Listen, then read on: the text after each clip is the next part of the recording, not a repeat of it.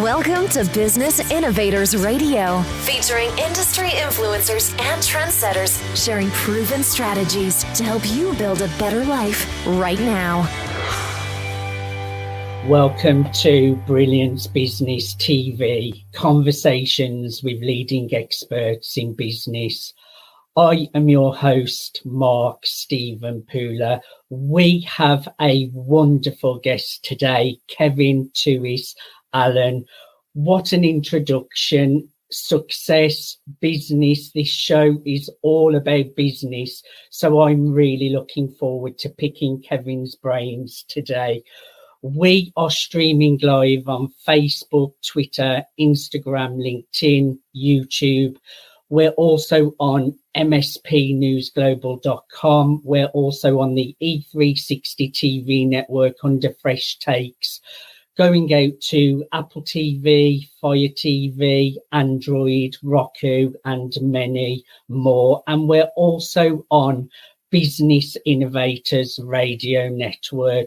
I just want to make an official shout out to our show sponsors, Dreamweaver, Artist, Ranch. So let's bring in our incredible guest, Kevin Tewis-Allen. Kevin, I am really looking forward to a conversation with you today. Hi, Mark, and a pleasure to be part of your brilliant show. Thank you for inviting me.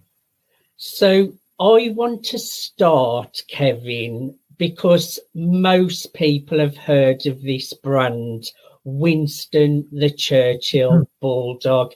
That is so well known. So tell us how that all come about. Sure. So I used to run a very successful nightclub in the Southeast. It was the most successful, second to the Ministry of Sound, which was based in Kent. And a lady who used to come to the club said to me, I work at a company called Churchill, and we have a brief out to 4 creative agencies. And our CEO doesn't like what they come back with. You're creative, in brackets. You might know what to do with this. I'm like, right, okay, great. She goes, it's a really simple brief. It's we're a British brand. We have no female car insurers, first timers from when they pass on our books, and we want them all to be on our books. We need to remain heritage of Great Britain and be British and all those kind of things, but to be more family appealing. And that was the brief. I'm like, right, okay. She goes, can I speak to you at the weekend, a couple of days away, and let me know your thoughts? So I was like, okay. And I went away. I come back and said, right, okay, I've got a dog. I mean, it's a puppy. Everyone has puppies. Great British means, I mean, you're already called Churchill Insurance, so why don't we name the dog Churchy? And he can have that voice kind of that goes, oh, no, a bit like Winston Churchill. So you've got the Great British brand, puppies for 18-year-old female consumers, and also families and 80-year-old guys as well. It's a universal thing, but girls love puppies. And in those days, it was a nodding dog on the back shelf of the car. But so it could be a cartoon, it could be a film, it could be animation, but whatever you like. And she said, well, great idea. So she goes into Monday morning with the CEO. He goes, love it. That's it. That's the brand. Get it. Who's this guy? Brings him in, gives me £1,000 and says, put it on your CV for the rest of your life, kiddo. That's the shape of the future to come. And 29 years in, he's still the face of the brand. Wow. And I told my parents I was interviewing you, and straight away they all knew the Winston the Churchill dog. Everyone knows that brand. That must give you a lot of pride, Kevin, that seeing that still now today. It does. I mean, people say to me, one of the questions I ask many people that I see is that, how do you create a sustainable brand 30 years on? And people have no idea. I was like, well, in the 80s, when I was a little boy growing up, I saw Andrex puppies and loo rolls, and was like, why is a dog related to a loo roll? And then now we have meerkats and cinemas and compare the market. So it's not always obvious, but an animal can desensitize some of the hardships of corporate brands trying to get through. Because one thing about being a brand pioneer is you need to be likable, relatable, and shareable. And sometimes an animal could be a really simple way to get it across the line, where people go, oh, but I really like that brand because of that one thing. And sometimes it can be as simple as a puppy. And also it's being remembered, isn't it? So most people will remember that insurance company straight away from the Winston the Churchill dog, which is right. really, really powerful, Kevin. It's super powerful. You're absolutely right. And that was one of the visions, is around don't overthink stuff in business, just get to the point. And if a visualization is the key to winning, well, do it. It's quite that simple. So I want to go back a little bit now, because you used to do record producer, DJ, and you sold over 20 million records, 13 number ones. Take us back a little bit, Kevin, and tell us some of the number ones as well.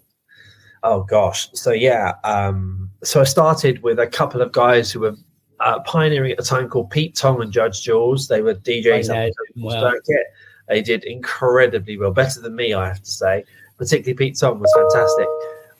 And they soon found my kind of creative juices and said, you should be doing some stuff in music. And I was like, really? I was like, yeah, you need to. So Judge Jules brought me a track called Josh Shrink, High State of Consciousness, and said, look, this is a huge underground record in New York and London, Ibiza, but we want it on, like, now that's what they call Music 20 or whatever it was back in those days. It's now 104 or whatever it is.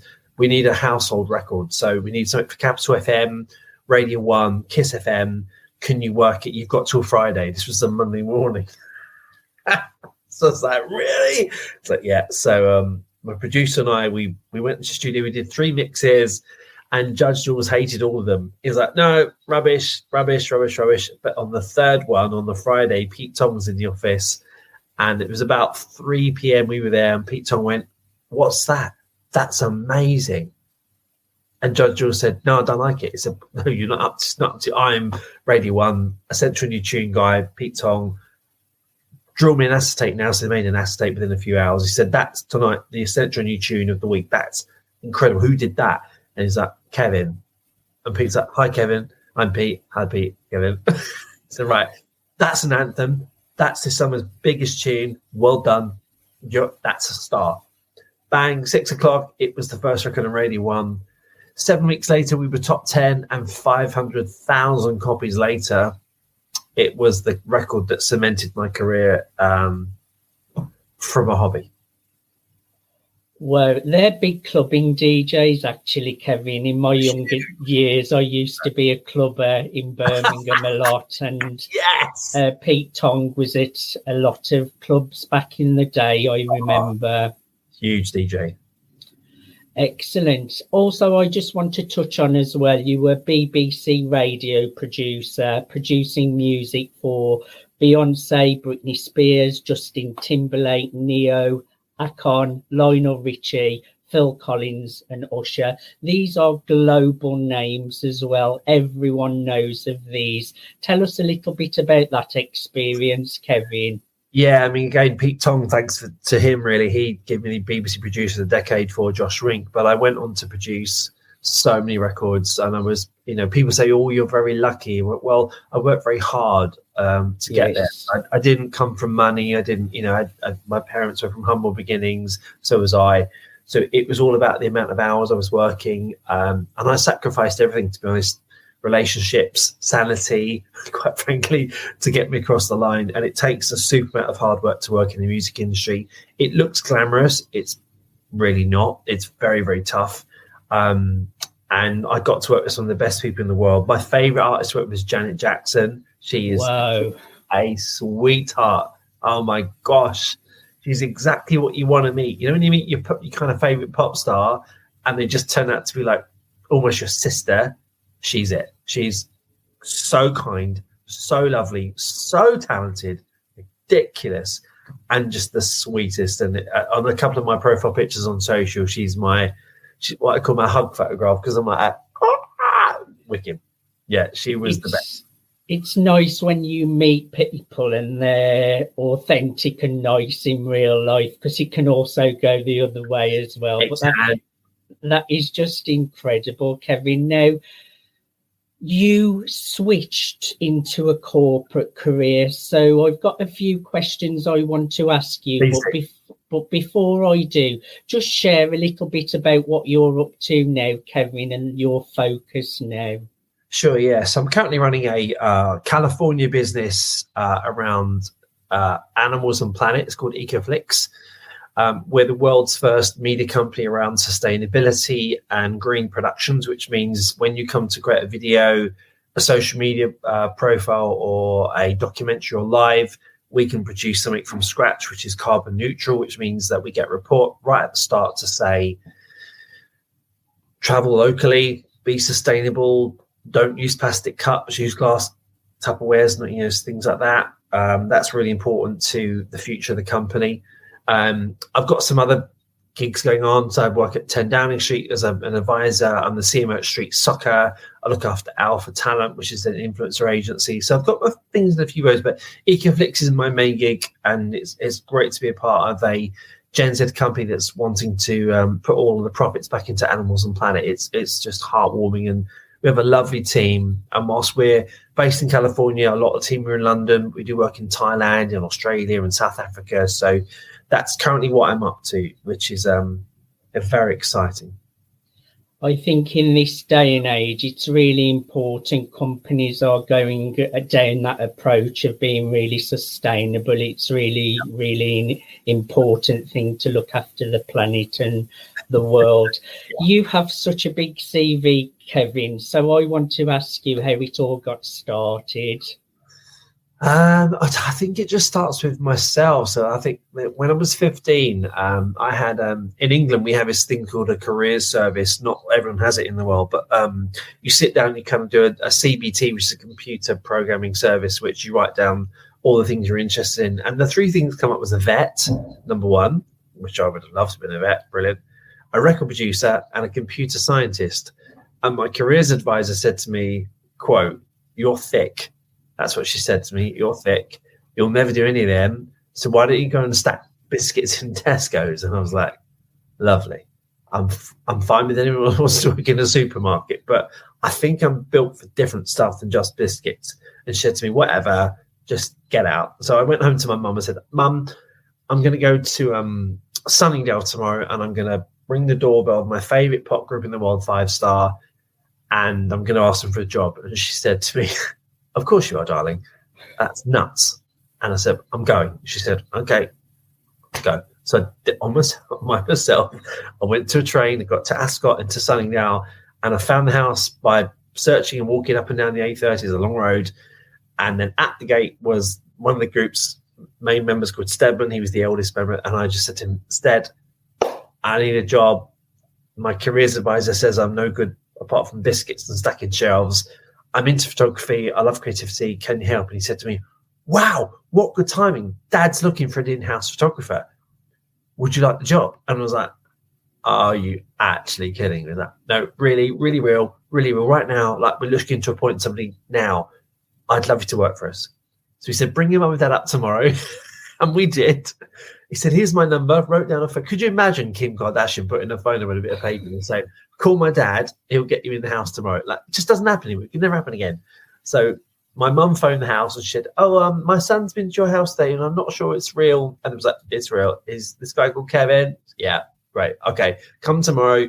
Meet my dad, blah, blah, blah, blah, blah." And we turned up on the Sunday. It was like 500, 600 fans outside the gates. It was mobbed. It was crazy. Drive through the gates, loads of paparazzi, cameras everywhere. And then Buster, who was the father of the group, said, "Really like you. Would you come on a photo shoot Monday morning? We're shooting in Shepperton Studios. We've got a tour in Los Angeles. Just shoot everything behind the scenes. I want like a kind of almost like a home life photo book of how we work and who we are and where we do it and who we say." It's great. And it was the moment that changed my life. That brings me nicely on to my next question, because you decided you wanted something and you just went for it and had that courage to just go and knock on someone's door. And it's just funny how your mum was in disbelief. So when you come back saying, "I got the gig," that's incredible. So that's a good key to becoming successful, actually. If you want something, just go for it. But my next question is, what is the key to being successful? It's being brave. And I know. Yes. So I did a session recently around what would you tell your 18-year-old self? And it's the hardest question. You'll know this, right? If you've got to stand in front of 50 people and on slide behind you is what your age now tells your age yourself, it's a hard gig, right? Because you're going to have to expose who you were, what your flaws were, where you're at mentally, where you're at sexually, where you're at commercially, everything's on the board behind you. Like, holy coulda doodles, this is going to be big. And for me, I was a very painful teenager. I was really shy. I was really reclusive. I didn't really want to be around anyone. And I now know understanding, because I was writing chart positions in books, and which was now called an algorithm. And I was working out how to make a hit record from 13. I know it was the year 13 because I started to have sleep problems. I was like, oh, why does that record work and why does that one doesn't? Which is why I'm in the music industry.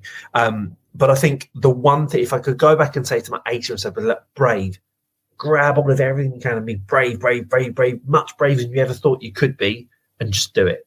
Because bravery allows you, and there's a real, look, I've worked I think music industry is one of the worst industries in the world because it's cocky, horrible, misogynistic, homophobic. It's not great, right? But if you can be brave and not cocky or bully, then you'll thrive. And bravery is a wonderful term because it's kindness, it's caring, it's authentic, and that sensibility around the purpose, which is one of the reasons I do these interviews and I work with lots of young people, is that you don't have to be this crazy superstar like esque in brackets. It doesn't work, because when you go up, the fall down is fast and it's long. So be kind when you grow up, be kinder when you work with people, and just be brave for the right reasons and not the wrong ones, and it will serve you very well. We have very similar values. You can be brave, you can have courage, you can even be firm but fair, but you can still be a nice person, Kevin, can't you? You don't have to be so ego-driven. And I think people who are nice in business do thrive, because there are so many people that aren't nice in business as well. What brands do you look up to? Because we know you've done the Winston the Churchill, and that's a huge brand. What brands do you look up to, Kevin? Yeah, sure. It's a good answer. So I absolutely am obsessed with the brand Gymshark. So I kind of know the owner by LinkedIn, but not personally. But they had a vision in 2013 to separate a gym clothing brand as opposed to Nike, Reebok, Gold's Gym, Under Armour, and they've absolutely smashed it. And the reason why is because they understood what I would call consumers to a level that those brands didn't. So Nike do very, very well in the world, but the reason Gymshark has smashed it is because they put, look, sex sells in the world. We all know that, whether you're Victoria's Secrets or Gymshark or Under Armour, right?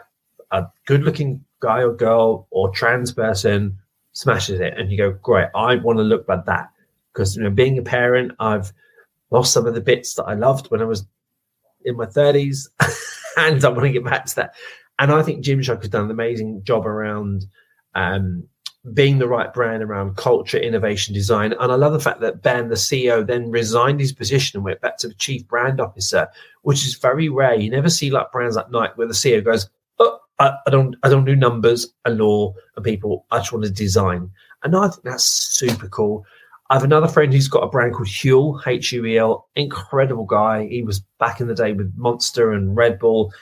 And he's taken Huel to be a £1 billion business as well. Two people that have just done from zero to hero. No investment either. Well, Huel's recently took investment. But I love the fact that you can get real stories and real innovation in Britain without finance and kill it. And you take the monsters like Nike and Under Armour and PepsiCo and Lucozade for a run for the money. Those two brands to me are just killing it, and they've been some of the top pieces of my life for quite a few years. Excellent. And I get what you mean about when we were in our 30s. I'm 40 now, Kevin. So I'm 41 I'm 41 in a few months. So the good old days, hey. But Kevin, we need to go to a commercial break, so please stay where you are. Thank you everyone for joining us for part 1 of Brilliance Business TV. We're in conversation with Kevin Tewis-Allen, and what a conversation so far. Stay tuned.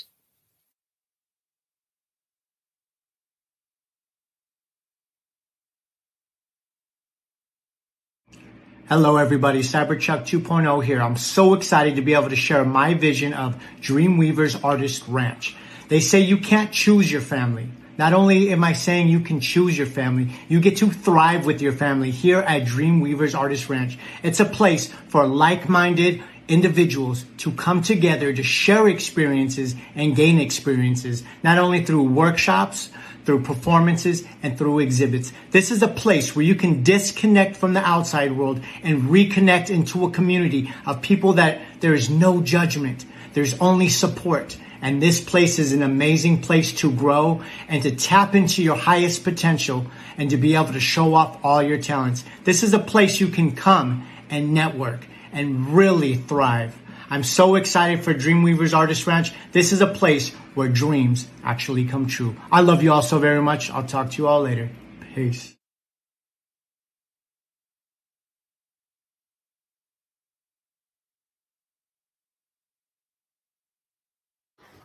Welcome back to Brilliance Business TV. We're in conversation with Kevin Tewis-Allen. Welcome back, Kevin.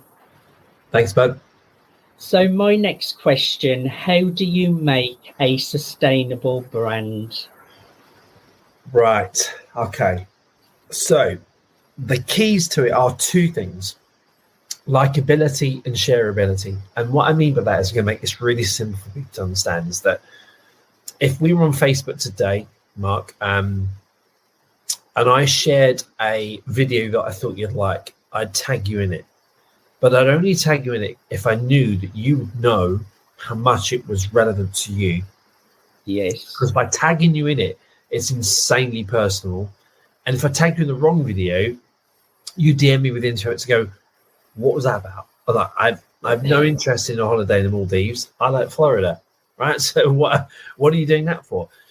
And those brands that create messages, communications, and values that are taggable and shareable and relatable are the ones that really fly. So I was very privileged to be a part of the original UniLad team that ended up being Lad Bible. And that was where I learned that trick. I mean, I thought I knew video until I went to UniLad, and it was insane to see 360 videos go up on one channel, just Facebook at that point, because they were new to the Facebook channel, a day, and get 4 billion video views a month. 4 billion. That's 2/3 of the planet were watching a Facebook page. It was just numbers I'd never seen, numbers I'll never see again, but an exercise where I learned that if you get your video right and your messaging or your person in front of it or the values that you're talking were relatable and shareable, they're the only 2 things you ever need, then you are going to rock, and you're going to rock for a long time, which is where Churchill comes back into the mix, because a dog is very relatable, because I think in London, England, we have 9.8 million dogs. I think that's a stat. In the States, it's triple that, 36 million dogs, crazy number. And then, is a dog shareable? Well, yes, because a dog is cute and a dog does something funny. It might moan, it might bark, it might spin, it might dance, it might do something really cool. So the 2 things always come back. So a meerkat is very likable and shareable as well. That's why they do well. And Andrix puppy was back to that kind of thing as well.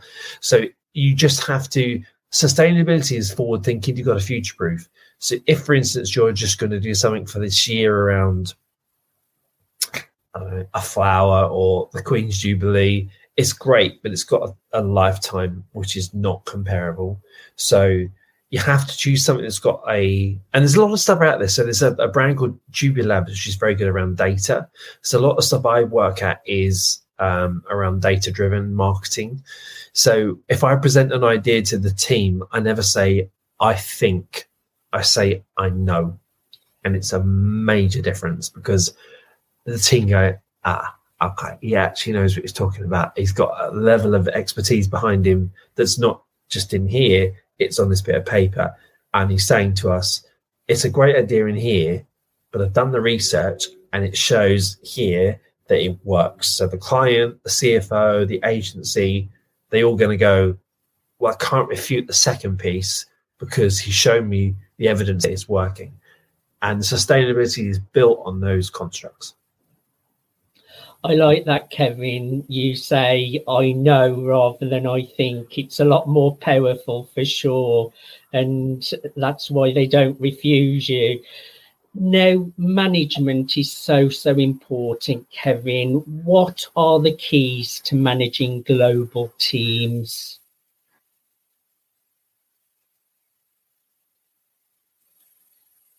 I think you have frozen. I'll give you a couple of seconds. There you go. You're back again.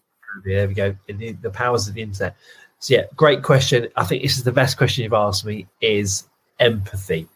The first one has to be empathy, because I've run businesses in teams in New Zealand, Australia, Dubai, London, New York, California, Hawaii. And apart from timelines, which are a stretch, particularly in Australia when you need to be up at 3 or 4 a.m. to do a call, or midnight opposite, you have to remember that people have a bad day, and so do clients. So I say to all of my teams is that when you get on that call with the client, no matter how small or big they are, and they could be as big as PepsiCo, probably the person you're speaking to might be having a tough day. So we're going to come at them with solutions focused, and we're going to be their business partner rather than their paying client. And we're going to be empathetic to their day, the current brief, and also their team, because we're all humans. We have good and bad days. And the way we focus forward, or all of my teams going forward, is understand the people you're dealing with more than the other person that did the call before or the call after. And I tell you what, we've all been there, the other side of the coin. The person that goes, I've got this, no matter how, whatever goes on today, this is my call, my phone. You can call me. I'm on 24/7, and we will make it work. And I can tell you what, that empathy and that diligence and that detail will make you a brand winner. I have to agree, Kevin. And unfortunately, in the business world, a lot of people, even really high successful people, sometimes they do lack empathy, which is so important to have empathy. I think that is definitely a great tip that you have shared there. Now, you did talk a little bit about tagging and things on social media. Could you share some more tips on producing key content? Yeah, so I mean, have you got a particular platform that you want to talk about? Because all kind of my 7, which are called LinkedIn, Facebook, Instagram, TikTok, they've all got different things. Have you got one you'd like to speak? Is it LinkedIn? Is because this is a business conversation, would you like me to talk about LinkedIn first, or where would you like me to start? I think for the audience, LinkedIn would probably be better. If you were asking me, I would say TikTok or Instagram, but let's go with LinkedIn for the audience. TikTok, and I love it. So I've had some really advanced LinkedIn training. So one of my previous sales directors is the global agency director of the world, which is great. You get stuff. So first of all, put a photograph up. If you don't so LinkedIn's algorithm is built against success in a really weird way. Don't quote me on that, but you will. So if you put a photograph up on your profile, and so many people still don't have photographs, you're 7 times less likely to be searchable. Major problem, right? Secondly, headline. Make sure you put if you look at my profile, there's like a 13-word, then a summary, then what I do. And it's really important you follow those guidelines, because they built the tech to serve the tech community. That's really important as well. Also, you need to try and I'm bad at this at the moment because I'm so busy, post regularly. News updates, blogs, white papers, videos, hashtags, comments. The more you're involved, I was at Ad Week last week in London, best ad week in the world. It was fantastic. I shared the stage with Ant Deck, which is incredible, and I love them. They're so cool. And they talked about creativity. But all week I was on LinkedIn going bang, bang, bang, bang, bang. And I have roughly 8,500 followers on LinkedIn. My algorithm was at 5,500 a day of views. I'm like, that's 75-ish% of my audience punch in around. And it's just, LinkedIn, you have to be current. It's become a news thing about business, and that's fine. You don't need to. The bit that gets me annoyed is the polls. There are so many polls I see in LinkedIn. I'm like, would you want an orange, a strawberry, or a raspberry? I'm like, really? No. There's the polls need to end. But LinkedIn is an amazing way to connect to the business community. It's the number one. There's 1 billion people on LinkedIn right now, and that's a sixth of the planet. And we need to just get amongst it and say, what do I stand for? What are my values? What can I change? Who I am, and be honest. And I did a post about I met a lady last week who she's got a brand new company called Mums in Marketing. And I was like, Mums in Marketing? I love this. She's like, yeah, but I'm struggling to get it off the ground. I was like, do you know what? I'm going to do it. And I did this massive post about Mums in Marketing. I copied in about 30 people who are proper industry leaders. The post went nuts. She came back to me an hour later. She cried on my shoulder in the event. I was like, why are you crying? She goes, oh my God, your post. I've got so many messages. People want to work with me. I was like, good. Then I feel completely alive right now that I've done something good for you for free. That's accelerated your business. Why would you do that? I said, because I can. I have this phrase: people create great people because they can. And I think that I never had a mentor. She didn't have one. I was like, I've got a tiny window in her life. It's probably about 16 hours to make a difference. And she gets one thing right, and it's because of me. Loving that. So I did it, and she smashed it, and she's just been a delight for the past week and a half. I've had so many lovely messages from her. She's absolutely crazy, but I love her, and she's going to fly, because your idea about mums in marketing is great, because there's so many people with parents who are mums who leave industries who can't then come back into C-suite roles because they're now a mum, and it's disgusting. So, you know what? Whatever you need, I'll be there for life, for free, and we can work it together. And that, for me, LinkedIn is where you can really change someone's career and change stuff up for the better. That's beautiful, Kevin, because when you feel like something's not working out, it can feel not nice and really frustrating. And you've really turned that round for her and really give her that big boost. That's really changing someone's life in a way, Kevin. That's a great thing to do. How much do channels play a part in business success? Oh, they're just incredible, all of them. Honestly, like I spend my entire week talking around audience channels, because I have all of my week is around brand saying, around what do I need to do? What do I say? Where do I say it? When do I say it? And I'm like, right, firstly, who's your audience? Are you Gen Z, 12 to 24, millennials, 24 to 44, mums and dads, probably me and you, then that one. And then baby boomers over 60s. I'm like, great, fine. So channels are so important, and they've become, in a way, I quite like how they become very separate, because it makes it easy to target on marketing. For instance, TikTok, which I'm absolutely obsessed with at the moment because it's so easy to use. It's brilliant. I never got Snapchat. The one thing I struggled with, the only struggle I had was Snapchat. I didn't get it. I hated the UX. The UI was awful. TikTok kills it. They've got a great understanding of how you upload a video, what you can say, how you do your effects and stuff. Brilliant. So yeah, channels are really, really, really important. So remember, Twitter, sport and business, Twitter, number one. Really, really, really, really, really good. So when you like hop onto a match game or Monaco Grand Prix or Sky Bet Fair or 365 Paddy Power, bang, Twitter is up. LinkedIn, middle ground right now. Twitter, very cool with consumer stuff. So fun, humor. And that's, I think as well, is that a good thing I need to just get across in this interview is that in the entertainment industry, we've forgotten how to have fun. I said this a couple of weeks ago on deck, is that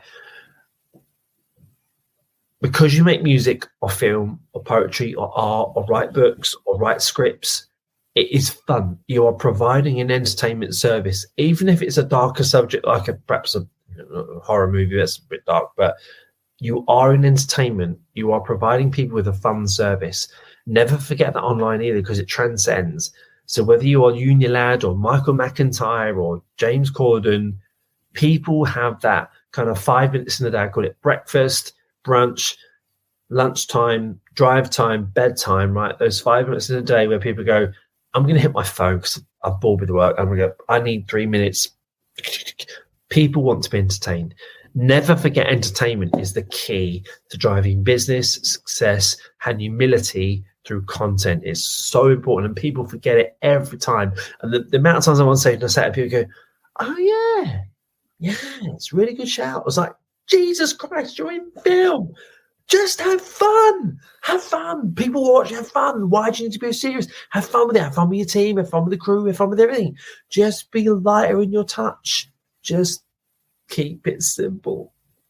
I think even in business, we can all have more fun as well and be more entertaining, because business at times can be very, very serious, Kevin. And you did touch on the keys for audiences and specific targeting. You did talk about targeting a little bit there. Can you just go over the keys of audience and specific targeting? Yeah, sure. So, I mean, it's depending on your brand. So let's just take a random brand. Let's add James one here, right? It's Diet Coke. There you go. Diet Coke. It's a big brand for what we thought females. Actually, it's my favorite drink. I'm not female. So they got their audience target wrong, didn't they? So if you're going to do something different with a big consumer brand, food, FMCG, clothing, you need to know where the value comes in through some of the influencers. Influencers are fantastic. So I look after a company called Alpha Talent, who are absolutely amazing. They look after some talent around Love Island and consumers like that. And they help brands accelerate stories through storytelling. And storytelling is a word we've kind of forgotten to use, because it's, again, you said serious. It is very serious. And audiences live on bespoke channels. And I do admit, when I wake up in the morning, I'm not sure what your first step in the day, Mark, is, but I'm probably mixed between Twitter, LinkedIn, and Instagram. Then I moved to TikTok and maybe Facebook for my mum, because that's where she lives now, right? So mum doesn't do tech, she does Facebook. I'm cool with that. But just knowing where your audience is, and again, the evidence piece is impressive, because I never go to a meeting and say, your customers are living on TikTok, without a report that goes, I know where your audience is. Because if you do, quite frankly, you look a bit of an idiot. And it's not a great look. You need to know, when you're running business at this level, at the CEO level, you have to know your audience and their habits. So habits are important because they change also. And I think going forward, I think the stat was March, 9% of the UK over 25 signed up to TikTok. That was 6 million adults over 25 signed into TikTok. So when a brand like Boots or Tesco or Samsung or Nike comes to me and says, TikTok's for kids, I'm like, no, it's not. Not anymore. It might have been a year ago. As of February, March, it changed. So you've got to be mindful of data around evidence decisions in marketing, audience targeting and platforms. And they are forever changing, which is why you've got to be really on it around the numbers and what you're trying to achieve. Because it's amazing. Mark, the amount of times I have a chat with a brand, say, what's your aims and objectives? They tell me the objectives, but there's no aims. I'm like, you've told me the objectives, but there's no aims. Well, that's the same thing, is it? No. Aims. What do you want to do? Objectives, how are you going to get there? Honestly, I spend my week being like a whiteboard. I'm like, what are we doing? Where are we going? And I love it in a way, because it's refreshing, because the teams sit there and scratch their head and go, yeah, he's right.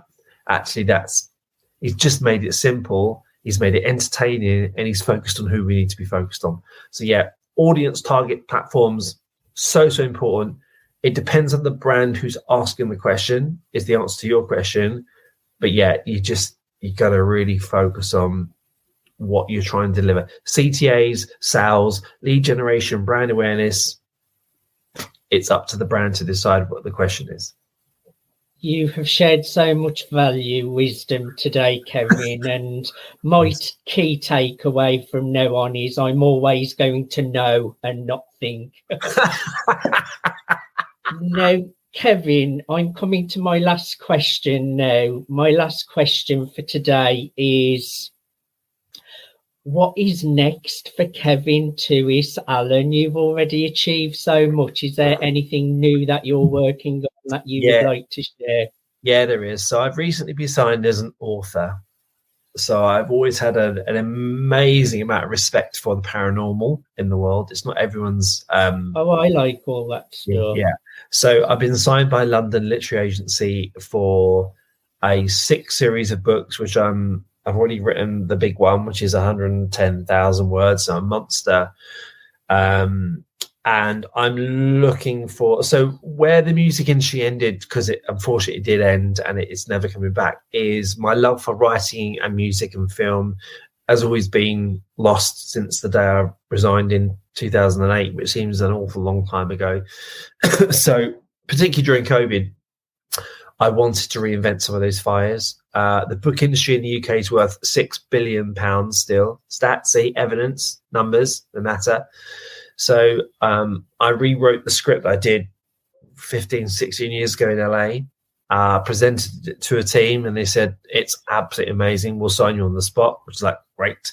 So books, I'm going to try and spend the next 30 years hopefully earning another writer of the decade instead of producer, probably not Pete Tong this time, and create a series of books that will entertain the world. Because one of the things in music that I love the most is when I flew to Germany in 1998 with Paul van Dyk, another huge DJ in Europe, and I watched 1 million people dance to my record when it was #1 in the charts. But honestly, the thing that gives you in your heart and your mind and your soul is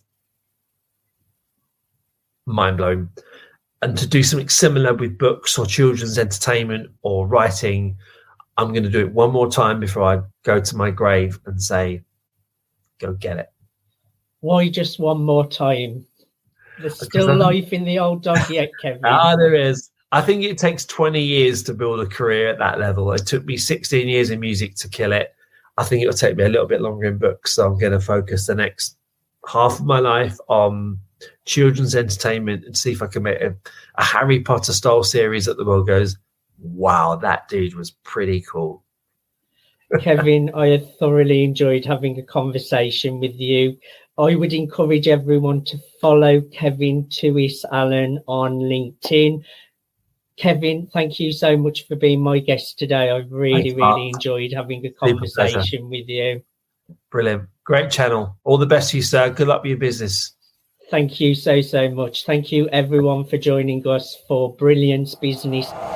Thanks for listening to Business Innovators Radio. To hear all episodes featuring leading industry influencers and trendsetters, visit us online at businessinnovatorsradio.com today.